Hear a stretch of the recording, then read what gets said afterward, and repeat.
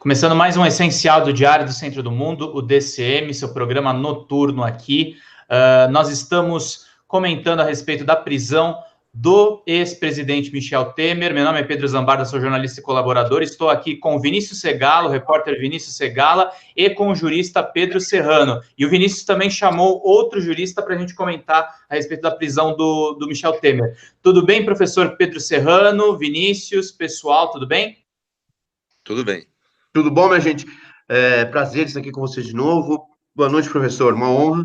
Esse aqui é o André Lozano. O André Lozano é coordenador do IBCCRIM, do Instituto Brasileiro de Ciências Criminais, e advogado criminalista. Tá ótimo. Boa noite. Obrigado pelo convite. E vamos falar sobre a prisão do Temer. Vamos falar rapidamente sobre a prisão do Michel Temer. Enfim, muitos colunistas estão colocando essa questão. Até a gente deu uma notinha agora há pouco que até o Merval Pereira do Globo colocou essa questão da vingança da Lava Jato nas recentes derrotas deles. E aí eu queria te perguntar, professor Pedro Serrano, o que você achou a respeito desse processo de prisão e em cima de uma delação premiada da Engevix? É muito frágil, o Temer deve ser solto logo. O que o senhor acha que vai acontecer e como o senhor avalia a prisão que ocorreu hoje? O que vai acontecer, do jeito que está o país, é difícil saber, né? Eu posso falar o que eu acho que deveria acontecer, né? Quer dizer, do ponto de vista da ordem jurídica, né? Para meu ver, a prisão foi evidentemente inconstitucional. A prisão preventiva é um modelo de aprisionamento, prisões cautelares em geral, que deveria ser usado em última ratio, como último recurso dado ao Estado para poder preservar o processo, etc. e tal, quer dizer, para poder garantir a eficácia da decisão judicial final, né? Mas sempre como última ratio, como última razão, como um novelto modo. E o que nós estamos tendo no Brasil já é uma banalização dessas prisões cautelares, né? O Brasil já foi advertido pela ONU e pela OEA porque está utilizando, vamos dizer, se utilizando de prisões cautelares para fim de controle social. Nós temos quase 40% dos nossos aprisionados hoje no Brasil que estão presos por prisões preventivas, sem lesão de primeiro grau, sem ter tido a possibilidade de se defender. Então, o aprisionamento do presidente Temer, do ex-presidente Temer, vem nesse sentido, quer dizer, um aprisionamento indevido, inconstitucional, abusivo em relação aos direitos dele. Eu não quero aqui entrar no mérito, se tem prova, não tem, se ele cometeu, não cometeu, se houve ilícito ou não houve, isso é uma outra questão. Independente que tenha um recibo dele de propina, algo do gênero, não interessa qual prova que tenha. A prisão cautelar não deve ser utilizada como um adiantamento da decisão final, né? Um adiantamento da sanção final. Antes de ser preso, a gente tem que se defender, né? Essa que é a regra geral, né? E o que está tendo no Brasil, não.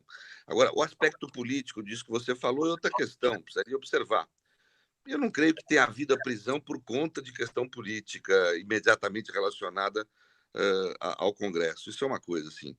Não creio que seja uma vingança por conta do Maia, aparentemente, porque é muito pouco tempo entre o que ocorreu entre Maia e Moro e hoje. Pode ter adiantado alguma coisa, vamos dizer assim, né? Mas não o conteúdo ter sido, acho que, feito por conta disso. Agora, tudo isso é político, porque o conceito Lava Jato ele não existe no direito. Pega no Código Penal, na Constituição, vê se tem escrito Lava Jato. É um conceito de marketing, né? Que inclui uma série de investigações e processos, algumas delas corretas, adequadas, outras não, né?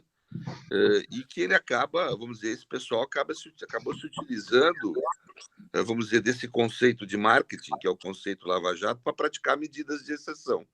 Como fala o IDEU, Fernando, processos penais de exceção ou investigações de exceção. São medidas políticas, tirânicas, que têm uma roupagem democrática de processo penal.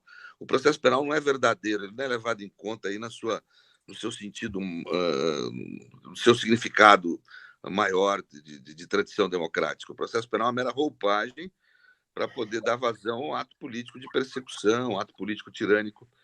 Esse tipo de medida só visa fazer isso, criar um circuito afetivo na sociedade em favor de um populismo penal punitivo de extrema-direita. que é o que nós estamos tendo na sociedade hoje. Portanto, a Lava Jato é interessante. Ela começou de um jeito que eu achei muito interessante, de combate ao crime, à corrupção, mas ela já logo no começo começa a abusar em relação aos direitos sociais e depois se transforma num movimento político. Esse ato de hoje é político. Ele não deve ser visto como um ato jurídico, porque o juiz não vai à ordem jurídica, à Constituição, buscar entender o que a Constituição determina. Ele vai à ordem jurídica e à Constituição buscar fundamentar o que ele deseja fazer.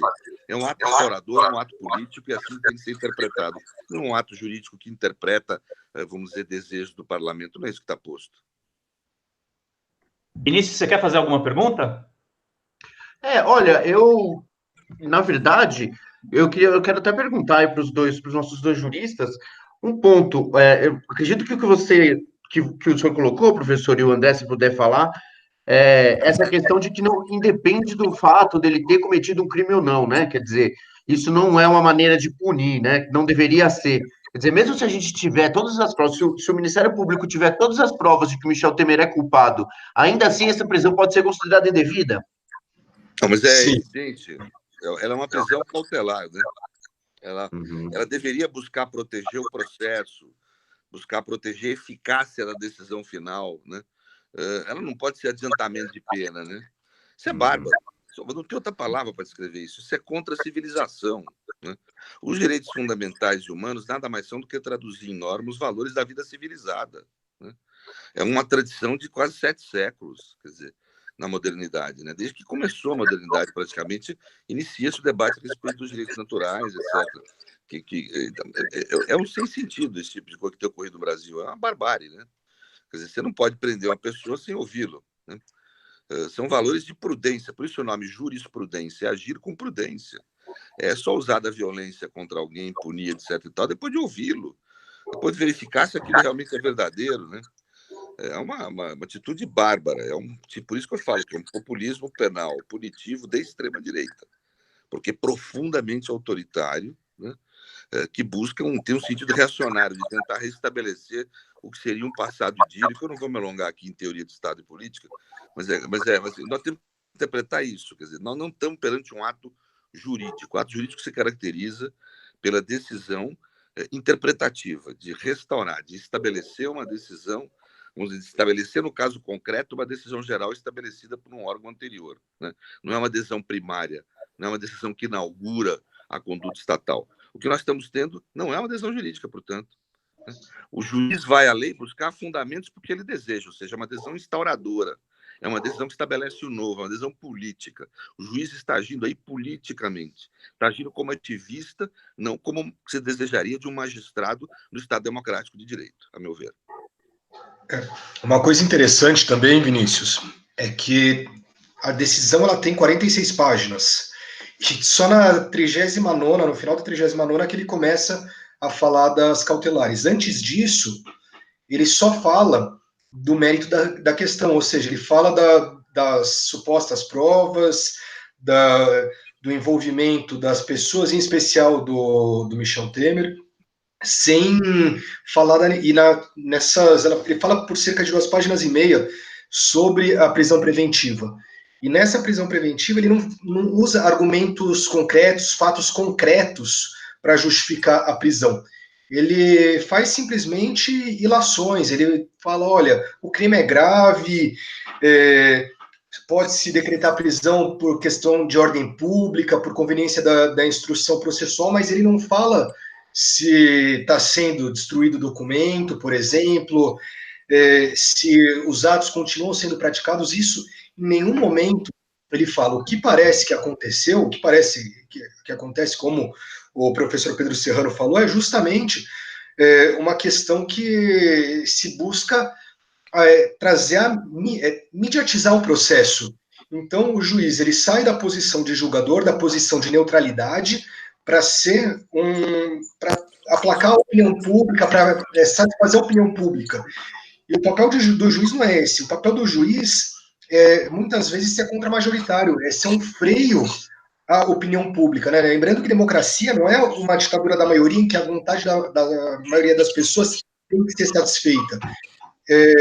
A vontade da maioria com relação à eleição, aos eleitos, sim, mas com respeito às regras democráticas, com respeito, por exemplo, ao processo penal, estabelecendo o que deve ser, quem deve ser preso em que momento. Inclusive, na fundamentação anterior, me parece que houve um pré-julgamento claríssimo, em que o juiz, o Breno, já Ele escreve que o cara é culpado, né? Um adiantamento da sentença mesmo. Exatamente, um adiantamento da sentença. É como se ele já tivesse tomado a sua convicção. Fica até difícil de se defender depois do juiz falando tudo isso que ele falou, porque você fala, olha, ele já decidiu. Então, o processo ele deixa de ser um processo para ser um simulacro de processo, em que não adianta falar, não adianta argumentar, não adianta mostrar provas, e se o Temer é o culpado ou não, o Bretas ele se aprofundou no mérito da questão e onde ele deveria se aprofundar de verdade, que era a necessidade da prisão cautelar, né, inclusive falando sobre as outras medidas cautelares, né, porque as outras medidas cautelares... Chama o Michel de líder de quadrilha, né? Oi? Líder de organização criminosa. O Bretas diz isso na sentença, né? Ele fala bastante sobre a organização criminosa como se o Temer fosse o líder dessa organização. Né? Ele pressupõe que o Temer é o líder dessa organização. E, logicamente, os crimes que são imputados são crimes graves, né? Ainda mais se a gente pensar no funcionamento do Estado, né? Uma coisa que se fala muito, que a corrupção, ela pode, enquanto o homicídio, né, o homicida mata uma pessoa, a corrupção pode matar centenas de pessoas, mas isso também não faz com que seja possível você passar por cima das regras democráticas. Você precisa respeitar o processo penal. Você tratar a corrupção, né, e os políticos, os empresários acusados de corrupção como inimigos é algo extremamente temerário, né? Inclusive, é algo interessante que há pouco tempo atrás o Temer estava elogiando a Operação Lava Jato porque eles estavam atingindo adversários políticos. Hoje ele foi vítima dessa operação, né? E vítima de uma arbitrariedade, de uma ilegalidade da operação. Eu posso fazer uma pergunta mais para os dois juristas? É o seguinte, então a prisão, quando é uma prisão que acontece antes da sentença, antes do processo correr, né, transitar em julgado ou não, hoje em dia está depois de um acordo de segunda instância, já pode prender, né? Antes disso é a prisão cautelar, como vocês estão dizendo. Ela existe no Código de Processo Penal, estão lá as coisas que podem sejar uma prisão cautelar, não é? Eu acredito que o juiz Bretas, vocês que leram a sentença, ele é obrigado a colocar no seu despacho onde que ele enxergou aqueles casos previstos no Código Penal de prisão cautelar no caso concreto. Isso que eu quero saber. O que ele apontou? Por que vocês estão dizendo que não é bom esse despacho? Ele não conseguiu apontar isso, é isso? Alguma coisa ele escreveu lá, né? Porque ele tem que escrever, não é? Qual o problema disso que ele escreveu? Você pode comentar, Pedro? Eu concordo com o doutor André integralmente do que ele falou, é adequado, correto o que ele falou, né? Nós temos que ter claro que no pós-Segunda Guerra, em especial, né, o Conselho de Democracia mudou, né? Democracia, desde então, exatamente com a finalidade de se evitar, como fala Ferrajoli, como uma semente antifascista, uma forma de tentar evitar o retorno do nazismo e do fascismo, se reconstrói o Conselho de Democracia, deixa de ser a mera soberania popular, um mero procedimento de disputa entre grupos litigantes na sociedade para que questões sejam decididas por maioria, e passa a ser também um sistema onde há defesa dos direitos humanos e fundamentais. Né? Portanto, a decisão política deixa de ser uma decisão livre, a decisão judicial também. Né? Do plano internacional, mudou-se a soberania dos Estados. Os Estados são soberanos para fazer o que quiserem, desde que tratem sua população de forma civilizada, ou seja, de acordo com os direitos. Né? Portanto, as teorias jurídicas mudaram brutalmente por causa disso do pós-Segunda Guerra. Né? Exatamente porque você passa a ter a ideia de segurança jurídica não é mais só apenas o judiciário dar uma decisão e fundamentá-la. É necessário que tudo isso se dê de acordo em obediência e observância aos direitos humanos e fundamentais. O mérito da decisão judicial passa a ser controlado estritamente. E é isso que a adesão, como aponta bem o doutor André, a adesão do juiz parece não ter. Né? Quer dizer, Não basta pura e simplesmente, como você falou, se fundamentar no artigo tal do Código de Processo Penal. É necessário que o texto seja adequado ao fato, de acordo, de forma coerente e íntegra em relação aos princípios constitucionais, né? Eu vou dizer para você, a própria prisão preventiva por ordem pública de constitucionalidade extremamente duvidosa. No mínimo, é recomendável que a interpretação dessa expressão ordem pública seja feita de forma extremamente restritiva, né? A prisão cautelar não é a regra. Nós estamos transformando isso no Brasil em regra de um tempo para cá. A prisão cautelar era para ser exceção, né? E nós temos 40% da nossa população prisionada nesse regime. Isso é uma tragédia, isso é barbárie, né? Você pode... Veja, o que eu quero dizer para as pessoas, não basta haver processo, haver juiz, haver tribunal, haver advogado, para que se possa dizer que há um processo democrático e justo. Stalin, quando fez os processos em Moscou, tinha advogado, tinha processo, tinha juiz, tinha tribunal, tinha recurso, e todo mundo sabia qual o resultado final. E todos sabem que foi uma imensa barbárie que ele participou contra seus companheiros de revolução e contra seus opositores, né?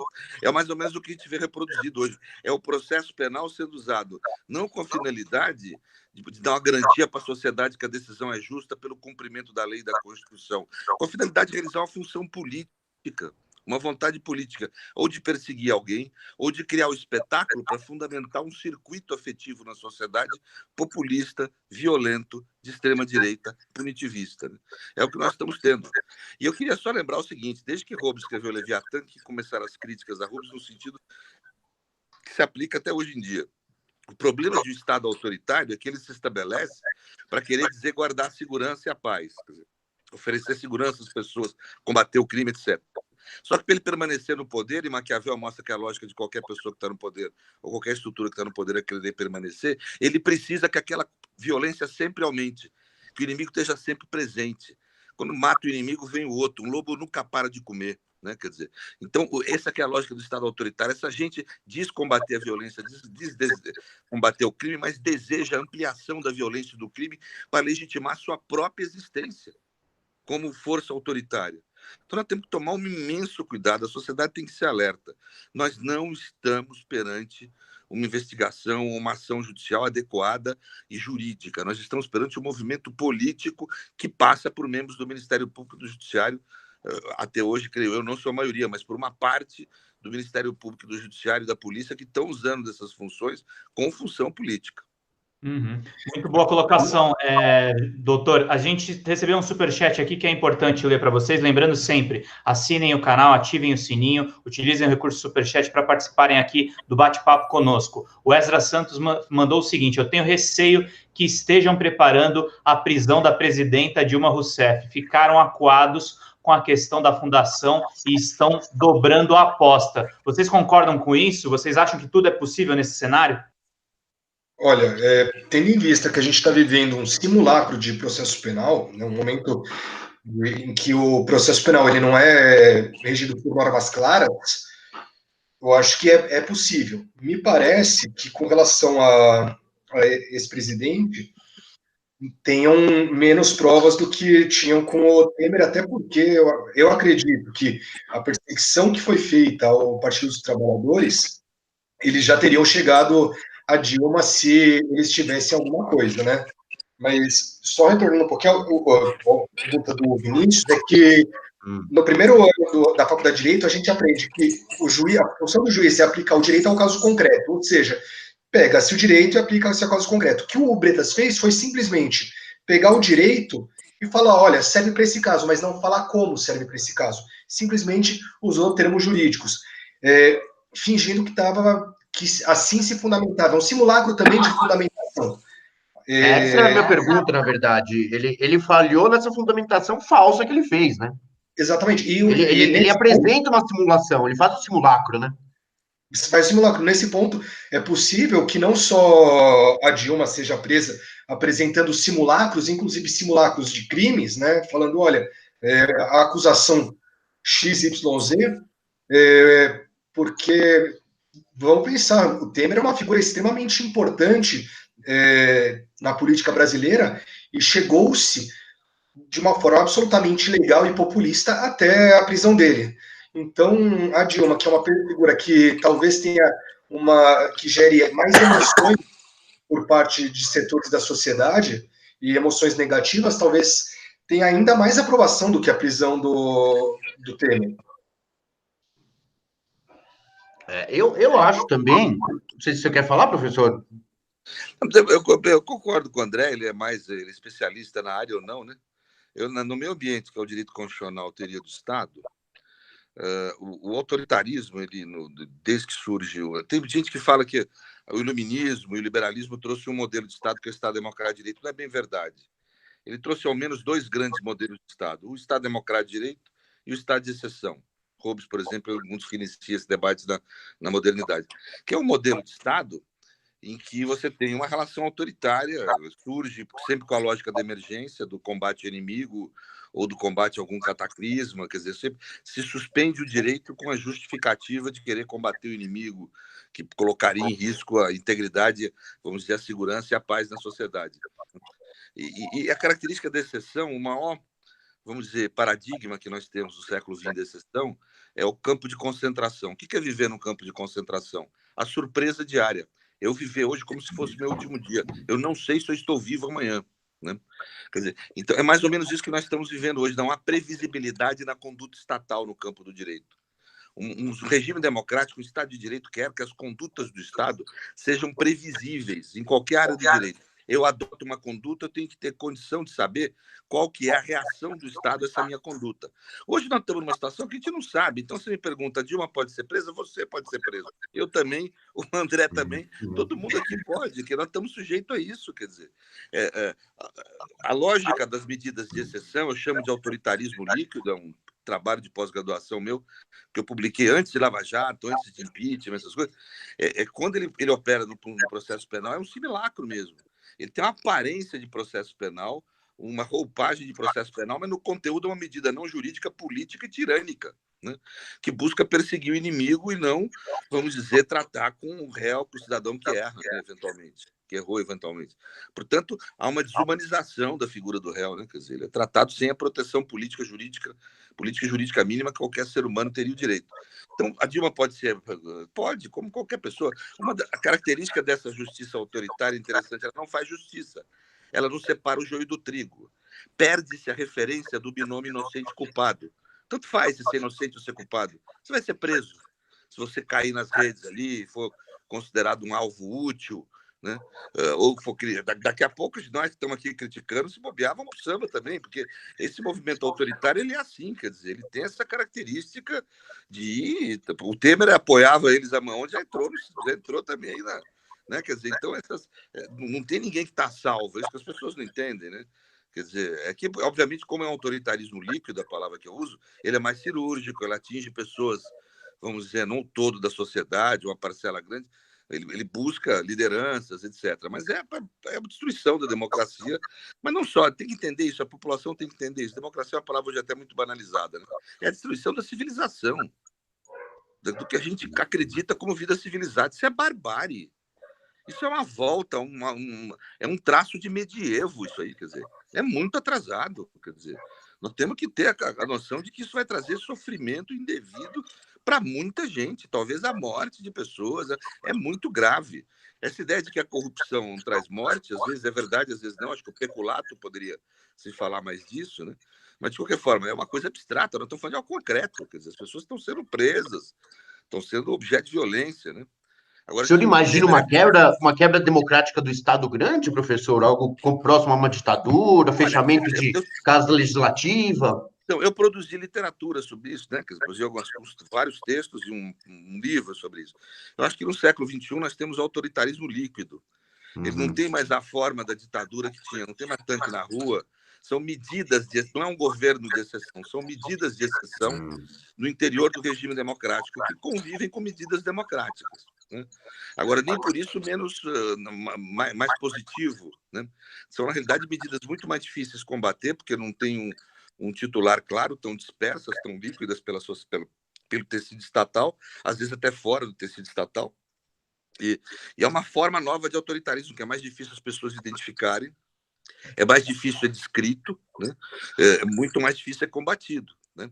Ele é uma forma de autoritarismo que procura mediar com o discurso do pós-guerra, porque a lógica de todo autoritarismo é não transparecer ser autoritário, né? Tem sempre justificativas, razões para poder, vamos dizer, existir. Mas é o que nós estamos vivendo, e ele está se adensando, ele está avançando. Hoje nós tivemos ministro de Estado elogiando derramamento de sangue na época do Pinochet no Chile. Olha que trágico isso.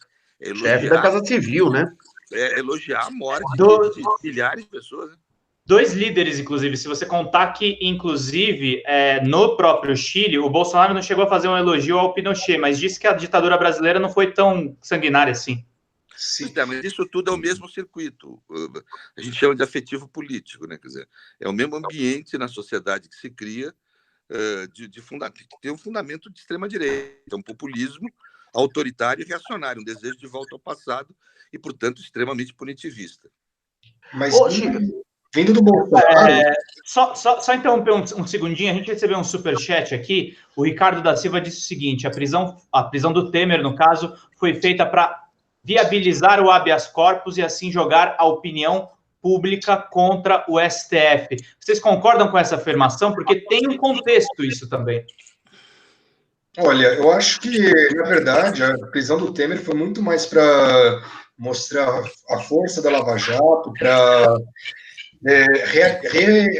reavivar a Lava Jato, que estava um pouco adormecida, falar que está funcionando, do que justamente fazer com que um habeas corpus possa ser mal visto pela sociedade.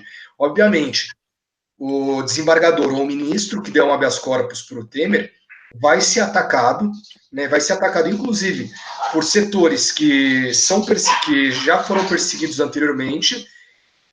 O que a gente tem que pensar é que, olha, hoje foi o Temer, ontem foi o Lula, amanhã a gente não sabe quem vai ser, né? E a gente vive um momento muito complicado, porque, como o professor Pedro falou, o autoritarismo de antigamente ele era mais explícito. Hoje o autoritarismo ele é mais delicado, ele é implícito, tenta se dar uma roupagem de democracia. A gente tem promotor falando hoje que defende a prisão preventiva como forma de obtenção de delação, falando que isso seria garantia da instrução processual, que é para o bom andamento do processo. Se a gente for pegar livros como 1984 e Nós, que foram livros que eram claras críticas ao regime comunista soviético, ao regime stalinista, em que se falava da tortura e como a tortura era justificada, é a mesma coisa que está acontecendo, né? Não, a tortura hoje é justificada porque a subdelação é uma tortura, você coloca a pessoa numa situação de dor e sofrimento para que depois ela possa confessar. Lá atrás isso já foi utilizado na Inquisição, já foi utilizado no regime stalinista, já foi utilizado no fascismo, já foi utilizado no nazismo, nas ditaduras latino-americanas, e sempre se justificou de alguma forma. Agora a gente está utilizando como combate à corrupção, né? Lembrando que o nazismo também tinha um discurso, o nazismo, o fascismo tinha um discurso no sentido de limpeza moral, limpeza da política. É verdade, né? Isso que Pode falar? Pode falar, Vinícius, tem problema, vamos lá. Ah, tá. Isso que o doutor André estava falando, quer dizer, ele disse que o promotor defendeu a prisão preventiva como método para alcançar delações. É isso que o senhor disse, doutor? Isso não nesse processo específico. Sim, não nesse. É uma lógica que a Lava Jato utiliza, né? É uma lógica que a Lava Jato utiliza. Eles estão inclusive, eles estão fazendo ultimamente um discurso que, na minha opinião, é pseudo-acadêmico, né? Você tem que dar uma roupagem acadêmica para defender a barbárie, né? E daí eles usam um nome bonitinho que chama garantismo penal integral, falando que se busca defender a sociedade por meio do sistema penal. E daí você faz todo tipo de abuso, como prisão preventiva ilegal, ou mesmo utilização de delação para obter confissão, que, na verdade, nada mais é do que tortura. Inclusive, você aplicar uma pena sem a pessoa ter praticado um ato definido como crime, mas por aquele ato ser absolutamente danoso, você justificaria a aplicação de uma pena? Eles chegam a defender implicitamente isso. Lógico que eles não falam de forma tão clara e aberta como eu estou falando agora, porque eles tentam dar uma roupagem mais bonita. Mas você tem diversos promotores defendendo esse tipo de coisa. As próprias 10 medidas contra a corrupção, aquilo lá é de uma torpeza, é de um autoritarismo, é algo inimaginável num Estado democrático. A gente está falando do Ministério Público defender que o juiz possa utilizar provas obtidas por meios criminosos. É isso que eles falam lá. Só que eles fazem se utilizando de uma retórica em que aquilo lá parece bonito. Essas medidas, aliás, grande parte dessas 10 medidas, elas contam nesse processo, nesse projeto de lei de reforma aí criminal ou punitiva do juiz Sérgio Moro, né, do ministro, que ele está batendo o pé para ser aprovado junto com a reforma da Previdência. Não tem a menor noção de como funciona o legislativo brasileiro, né? Não se vota duas questões desta envergadura, dessa importância ao mesmo tempo, né? O chefe dele já determinou que era para votar antes a reforma da Previdência, o chefe dele, o presidente Bolsonaro, e ele fica aí de discussão com o presidente da Câmara, né, o Rodrigo Maia, para que se aprove logo esse projeto dele, que só torna mais violento o Estado do que a gente já está vendo sem ele, né? Pessoal, vou interromper vocês um minutinho só para explicar aqui. O jurista Pedro Serrano fez uma contribuição muito importante para a nossa live, mas ele está com um probleminha na conexão dele lá em Paris, no hotel onde ele está. Ele pediu desculpas aqui pelo transtorno, mas falou coisas muito importantes a respeito desse processo político. Então, eu sugiro para a gente continua conduzindo a conversa e vamos explicando rapidamente esse processo. O bate-papo está muito bom. Vamos lá. Então, vamos lá. O Sérgio Moro, ele esquece um pouco do papel do juiz, ele esquece um pouco do papel do ministro na sua atuação. Isso é claro, ele tem claramente um projeto político, né, e ele está fazendo de tudo para alcançar. E para ele é importantíssima a aprovação dessas medidas contra a corrupção, né, que ele chama de medidas anticrime, mas de anticrime não tem absolutamente nada, né? Ele trata isso daí, basicamente, é direito penal simbólico, você utilizar o direito penal para aprovar medidas de endurecimento em que não vão fazer diferença nenhuma, ou senão até vão piorar, vão aumentar a violência, né, principalmente a violência estatal.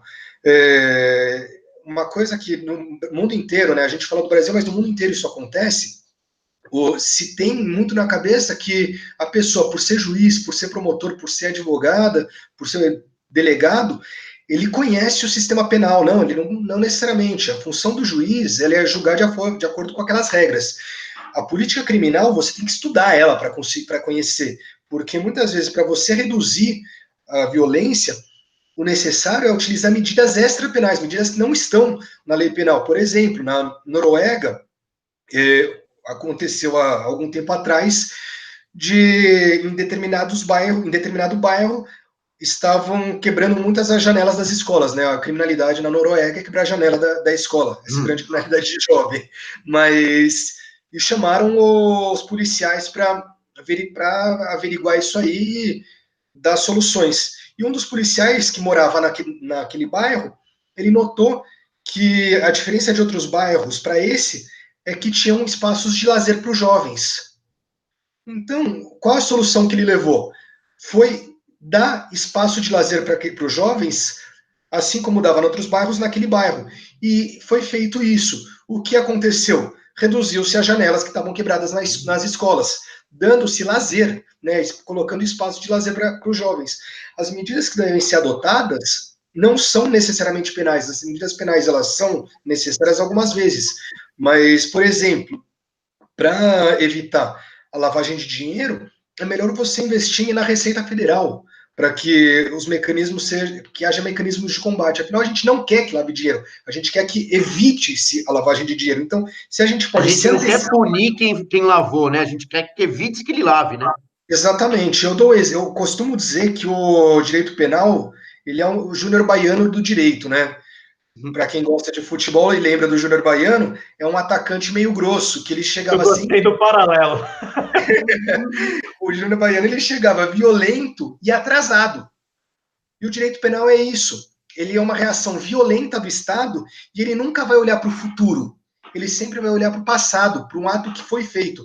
A pessoa, não é que nem o Minority Report, que a gente vai já condenar pelo crime que a pessoa vai cometer. Isso daí é impossível. A gente vai condenar a pessoa pelo crime que ela já cometeu. Então a gente está condenando ela por um fato passado.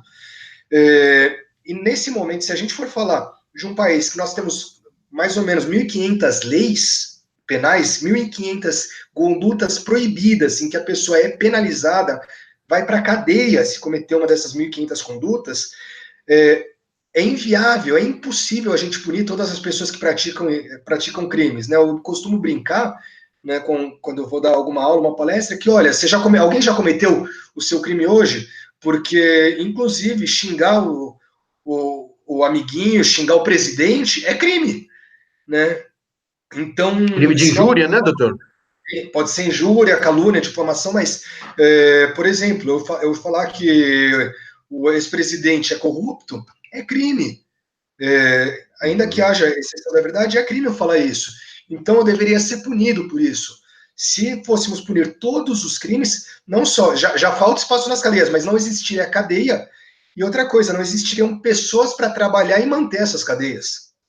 Ia estar todo mundo lá dentro. Íamos estar todos lá dentro, né? A sociedade... Ô, doutor, a gente, quando estava falando desse caso de como o juiz Bretas ele tratou, conduziu aí o seu despacho, o senhor estava me dizendo de um conceito de direito penal do inimigo, que seria um que a Lava Jato, o ex-juiz Sérgio Moro e também o juiz Bretas, eles fazem uso. Pelo que eu entendi, o senhor podia explicar isso direito? O que é esse conceito de direito penal do inimigo e como a Lava Jato aplica esse conceito? O que acontece? O direito penal do inimigo ele foi teorizado na Alemanha pelo Jacobs, que é um dos principais juristas hoje vivos. E ele falava, no primeiro momento, ele falava o seguinte: ele falava, olha, existe um direito penal do cidadão e um direito penal do inimigo. Já existe esse direito, né? O cidadão ele é tratado com as garantias processuais, as garantias penais, e o inimigo ele não tem essas garantias. Então você não precisa ter o contraditório, não existe o contraditório, não existe a presunção da inocência, pode existir, em alguns casos existe tortura. No primeiro momento ele falava que isso já existia e ele alertava para esse problema.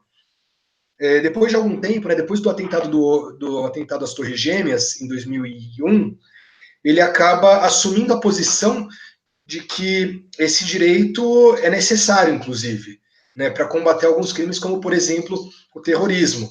Então, são pessoas que o inimigo, para ele, seriam pessoas que não aceitam o Estado e, por isso, eles cometem crimes. Uma vez que eles não aceitam o Estado e que eles estão lá para destruir o Estado, nós não precisaríamos aplicar todas as garantias penais, processuais, constitucionais a essas pessoas.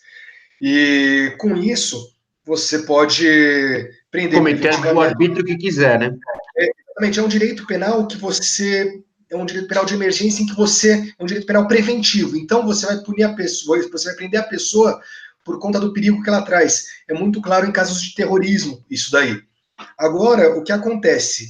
Na Lava Jato, né, e não só na Lava Jato, isso daí está acontecendo no Brasil, isso daí está muito patente, mas acontece em outros lugares do mundo, tanto que várias pessoas no mundo inteiro falam dessa questão do direito penal do inimigo. Na Lava Jato, isso daí está sendo utilizado contra a corrupção. Então, você elegeu um novo inimigo, o novo inimigo é o político, o empresário corrupto, em que essa pessoa ela tem que ser punida a qualquer preço. Então, doutor André, deixa eu te fazer uma pergunta. Essa lógica que a Lava Jato segue, você falou que vem um pouco do clima norte-americano, é aquela lógica do inimigo interno, né? É a lógica do inimigo interno, mas você trata como o outro, né? Como o alienígena. Então, para isso, a gente tem que demonizar o político, a gente tem que demonizar o empresário. A gente trata a política como espetáculo. Inclusive, né, eu acho que é o Mário Vargas Llosa, ele fala num livro muito bem disso aí, que você trata a política como um espetáculo e você afasta as pessoas boas da política, né, porque você fala que todos são corruptos, todos são incompetentes, todos são ineficientes, e com isso você atrai as piores pessoas e afasta as melhores. Isso também é uma péssima coisa para a democracia, porque as pessoas acabam não acreditando mais na política. Então, e até fazendo uma crítica até ao PT. O PT ele chegou a primeira vez ao poder com um discurso de vamos limpar a política, né, que é um discurso que foi utilizado pelo Collor e hoje agora foi utilizado pelo Bolsonaro. O que acontece?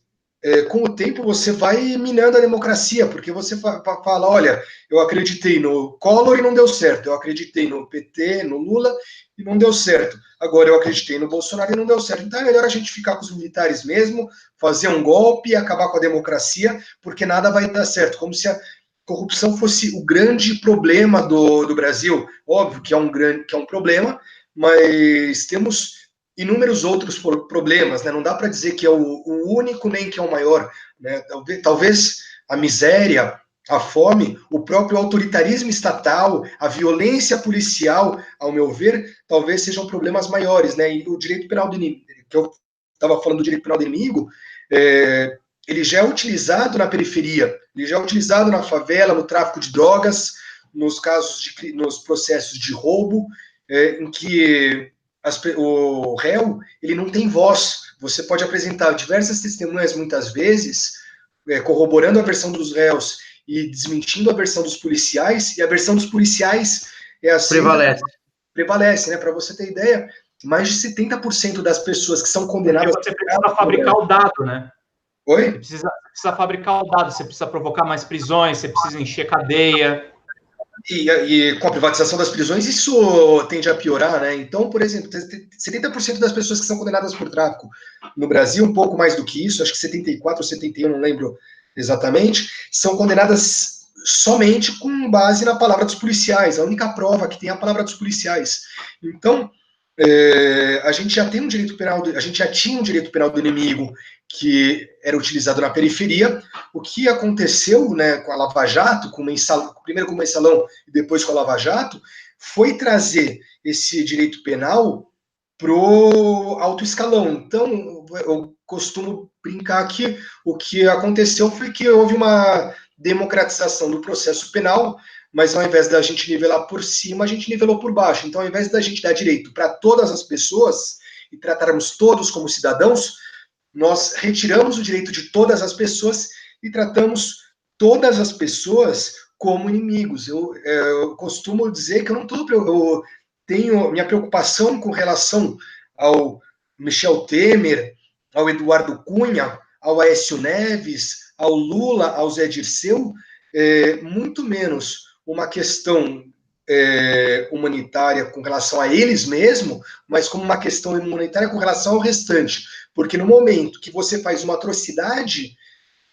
como a que está sendo feita com o Lula, do que a que foi feita com Eduardo Cunha, quando ele foi afastado ilegalmente da presidência do Senado, como a que foi feita hoje com o Temer, quando a gente faz isso com essas pessoas que estão no alto escalão da política, que estão no alto escalão da sociedade, imagina o que a gente legitima com relação às pessoas que estão marginalizadas. Então, é simplesmente um processo de legitimação de um poder arbitrário o que está acontecendo.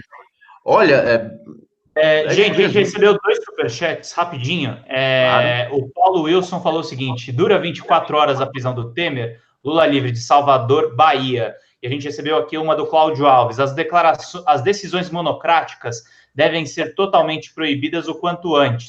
E nos 3 poderes, toda decisão devia ser colegiada por 2/3 dos votos. Isso porque o abuso de poder no Brasil é comum demais. Vocês concordam com isso? Discordo totalmente. O que acontece? Tem algumas decisões que a gente precisa de uma celeridade muito grande, que a gente precisa que sejam rápidas, né? Imagina uma decisão liminar. Então, a gente está falando... a gente pensa muitas vezes no processo penal e esquece o sistema jurídico como um todo. Imagina doutor André, eu queria que você explicasse um pouco, porque eu imagino que esse comentário tenha sido feito por uma pessoa que é leiga no direito. Verdade, desculpa, o que acontece? Vamos traduzir aí o juridiquês. Uma decisão monocrática é uma decisão que é feita por apenas uma pessoa, por apenas um julgador, né, que pode ser um juiz, no caso de primeira instância, no caso de segunda instância, um desembargador, e nos tribunais, ministros, né, nos tribunais superiores, STJ e STF, ministros. Existem algumas decisões que precisam ser muito rápidas, né, os casos disciplinares. Nesses casos, a decisão monocrática é necessária. Imagina, num caso de prisão preventiva de uma pessoa que está presa ilegalmente, se eu espero a reunião dos ministros ou dos desembargadores, que no caso dos desembargadores acontece uma vez por semana, para decidir sobre todos os casos. Eles não vão conseguir julgar os demais casos, né? E o processo ele tem um tempo de amadurecimento. Você precisa trazer as provas, você precisa que todas as partes falem, que tenham tempo para falar, para argumentar. E muitas vezes é difícil da gente entender isso, estando fora do circuito jurídico, porque a velocidade da comunicação é muito rápida. E a gente também quer que o direito seja tão rápido quanto. E não vê que é preciso amadurecimento. Eu preciso ler uma decisão para poder rebater. Imagina uma decisão ou um pedido que tenha 150, 200 páginas. Eu tenho que ler e ler com calma. E outra coisa, então existe um tempo de amadurecimento para isso. Outra coisa, acabar com as decisões monocráticas, a gente simplesmente iria inflar o poder judiciário de uma forma absolutamente grotesca. Imagina se em cada vara nós precisássemos de 3 juízes para dar uma decisão. Né? Como funciona hoje? Quando você entra com uma ação ou quando você é processado, um juiz decide. Né? As partes falam, o autor e réu falam, e o juiz decide o que é feito. Isso no processo penal, no processo civil, no processo trabalhista, é dessa forma que acontece. Caso uma das partes não concorde e resolva recorrer da decisão, isso vai para um tribunal em que 3 desembargadores eles vão decidir, eles vão dar os votos e vão decidir aquilo lá, ou seja, vai ser revisado por 3 pessoas mais experientes, e ao invés de 1, são 3. E no STJ, no STF, a mesma coisa. Então, eu acho que, nesse ponto, está correto o sistema brasileiro. Não sei se no mundo existe alguma coisa diferente do que disso, né? Como a pessoa propôs aí, de não existir mais decisão de um único juiz, mas no caso brasileiro, que é um país de dimensões continentais e que nós temos escassos recursos públicos, eu acho que a gente já tem uma máquina judiciária muito cara, e isso apenas encareceria a máquina judiciária e faria com que o processo andasse mais devagar. Tem uma primeira pergunta também, né, Pedro? Você leu 2, não foi? A outra é se a prisão do Temer dura 24 horas. O que vocês acham? O que você acha que vai acontecer lá no TRF, doutor? Olha, como o professor Pedro Serrano falou, o direito serve para dar segurança e a gente hoje não tem segurança de nada. Né? Basicamente, os juízes e desembargadores, ministros, em alguns casos, eles decidem de acordo com a cabeça deles, sem respeitar precedentes jurisprudenciais, sem respeitar os autores de doutrinas e sem respeitar a lei, muitas vezes, e nem a Constituição, né, como o caso da prisão em segunda instância. Então, é muito difícil a gente falar sobre se a prisão dele vai durar 24 horas ou não. O que eu posso dizer é que, em tempos pré-Lava Jato, não duraria nem 5 horas. Né? Já estaria solto. Em tempos pré-Lava Jatos, o Temer corretamente já estaria solto. Eu vou te falar que poucas vezes eu vi decisões tão ausentes de fundamentação quanto a que eu vi hoje da prisão do Temer. Poucas vezes eu vi isso. E todas as outras vezes que eu vi prisões, que eu vi decisões de prisão tão mal fundamentadas foram em casos de tráfico. De tráfico? De tráfico de drogas. Você acha que a decisão de hoje foi pior do que a questão do triplex e do sítio do Lula? É que essa ficou mais famosa. O que acontece? No caso do triplex, ainda tentou fazer tentou se enganar um pouco mais do que nessa. Simplesmente falou: olha, existe o direito, existe aqui a previsão legal de prisão pela ordem pública, de prisão pelo bom andamento do processo, então, já que existe isso aí, a gente vai utilizar. Como eu falei, não chega a 3 páginas, aliás, não chega nem a 2 páginas e meia, a fundamentação com relação exclusivamente à prisão preventiva. O Moro, quando ele deu a decisão do triplex, ele pelo menos, né, tentou fundamentar com base na delação premiada, como se a delação premiada fosse uma prova apta a condenar alguém, o que não é. Né?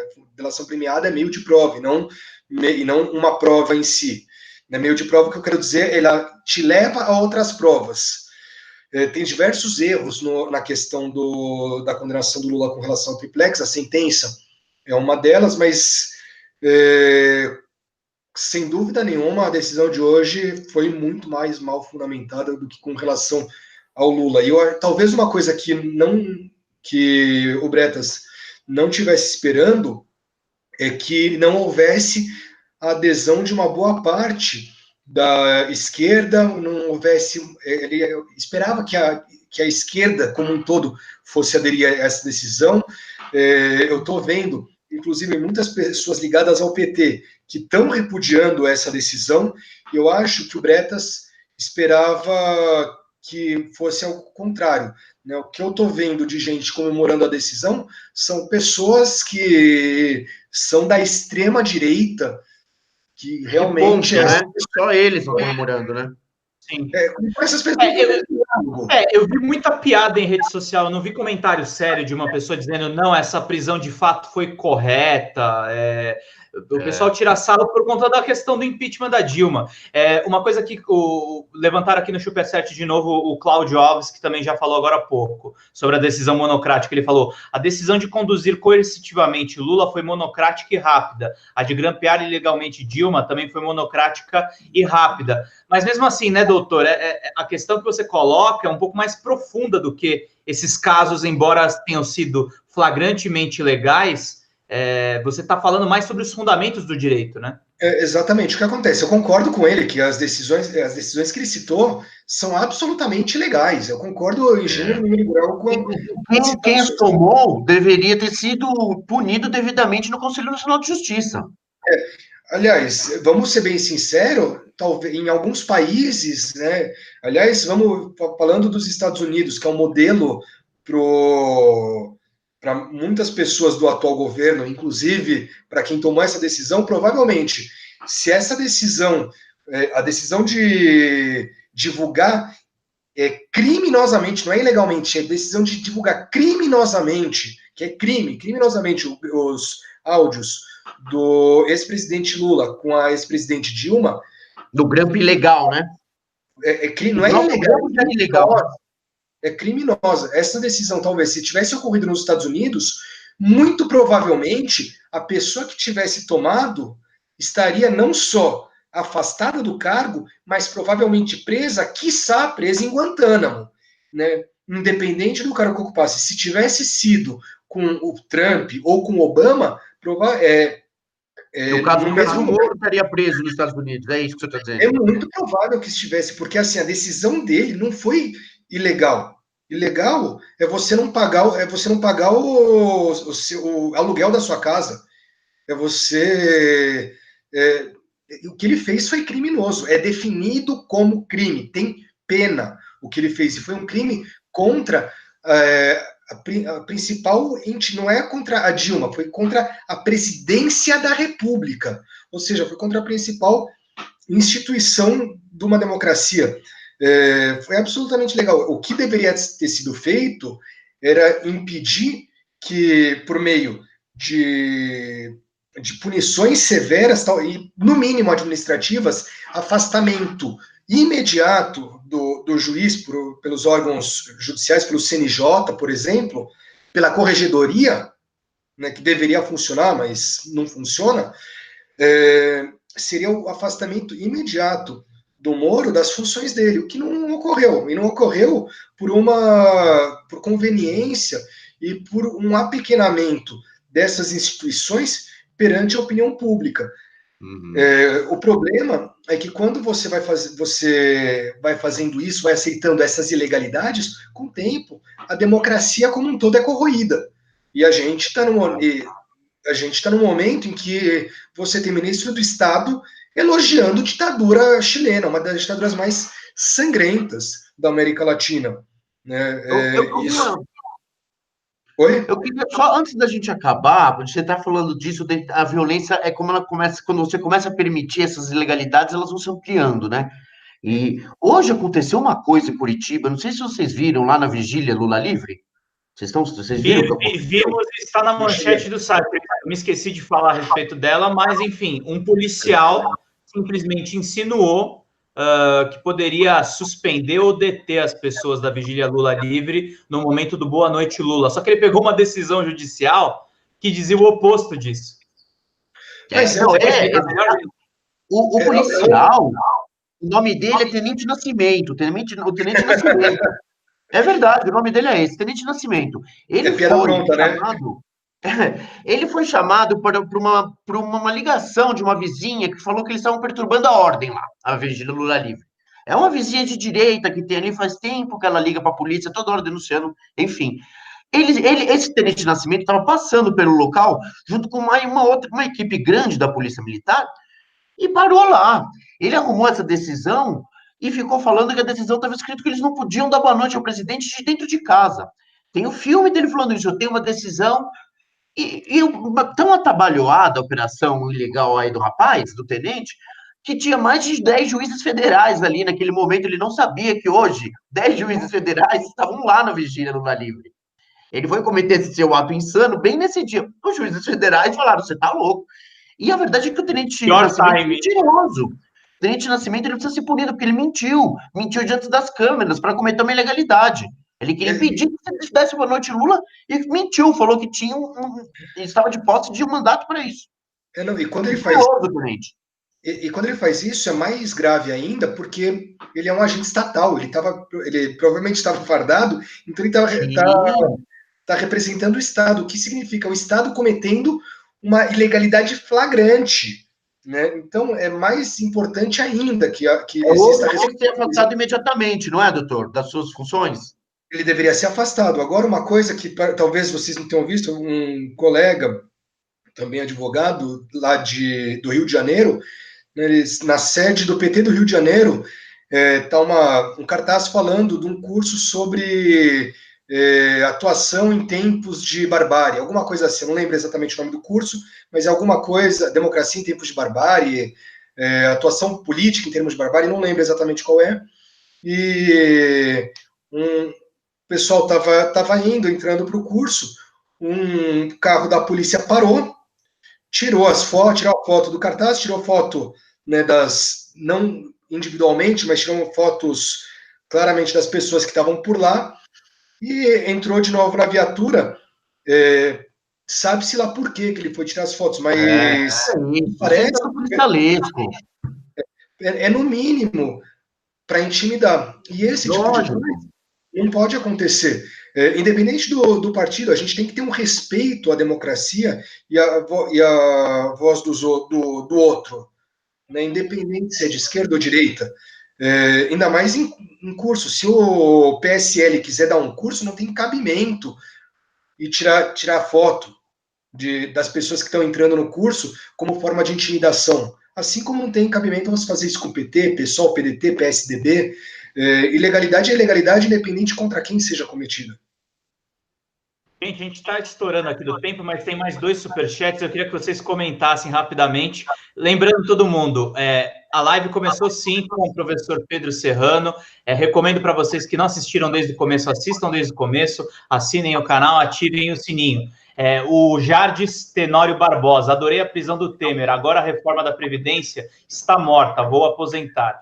E o Márcio Santos mandou aqui, Márcio Santos, ventos da liberdade, ferem a Constituição, burlam as leis para tentar dizer ao povo que a Lava Jato está no caminho certo, sem contar os 2,5 bilhões. Doutor André, eu queria que você falasse rapidamente dessa fundação. O que você achou dessa medida de Dallagnol e companhia, e do ponto de vista jurídico, o que isso representa? Olha, basicamente, do ponto de vista jurídico, é uma aberração. Não existe justificativa para... É difícil de levar a sério, né? A gente está em tempos tão complicados que a gente precisa explicar para o promotor por que ele não pode utilizar dinheiro público para uma fundação privada, né? Por que esse dinheiro tem que ser devolvido para a Petrobras. O policial precisa uma carga apreendida e levar para casa dele. É mais ou menos isso. Você pega a carga apreendida e daí você fala para a vítima, olha, ao invés de eu te devolver a carga, eu vou levar para minha casa. É exatamente isso que eles estavam querendo fazer. E eles ainda acham ruim, o policial ainda acha ruim que você fala, não pode levar a carga apreendida, não. Você tem que devolver o celular para a vítima, não pode ficar com você o celular. Mas é absolutamente ilegal o que eles estavam querendo fazer. Como é direito administrativo, eu não tenho como falar tão profundamente, mas o que me parece, né, e que ficou um pouquinho claro nas entrelinhas, é que essa fundação iria servir principalmente para palestras, para eventos, e o que fatalmente aconteceria era a contratação de palestrantes selecionados e que concordassem com aquela visão da diretoria da fundação, contratação desses palestrantes a preço de ouro. Então, iríamos chamar Sérgio Moro e companhia, e na hora de pagar pela palestra, a palestra ia ser muito cara. É isso que me parece que aconteceria, que eles estavam tentando fazer. E é utilizar o dinheiro público para formas privadas, né? Ainda que seja uma fundação, as intenções são boas, mas eu costumo dizer, a estrada para o inferno é lapidada de boas intenções. Então, ainda que talvez existisse uma boa intenção, essa boa intenção foi muito mal executada. Agora, com relação à Previdência, eu gostei muito do comentário do rapaz, porque ele conseguiu ver uma luz, pelo menos tirar algo bom de uma grande ilegalidade. Tem parlamentares do PSOL, inclusive, defendendo que esse momento seria propício para manifestações contra isso, mas, mesmo assim, eu estou um pouco mais na tua posição, doutor. Eu acho que o problema é que o árbitro está perdido nessa situação toda. Não adianta você querer diferenciar o Temer do Lula, a coisa está descarrilhando de um jeito muito perigoso. A gente está com o tempo esgotado aqui, só queria falar para vocês que o doutor Pedro Serrano adorou participar, adorou os comentários aqui da live, continua acompanhando, inclusive. Quero pedir para todo mundo se inscrever no canal, assinar o sininho. E você, doutor André, você está convidado para participar de futuras lives conosco. Foi muito edificante seus comentários. Muito obrigado, e queria falar que foi uma honra participar com o professor Pedro Serrano, que ele é uma grande referência para mim, não só para mim, mas para vários amigos meus, e mandar um abraço aí para vocês. Obrigado, André. Vinícius, quer falar? Vou me despedir de vocês também. Obrigado aí pela presença dos nossos doutores hoje, né, Pedro? Sempre também uma honra falar com o professor Pedro Serrano. Um abração para os nossos espectadores.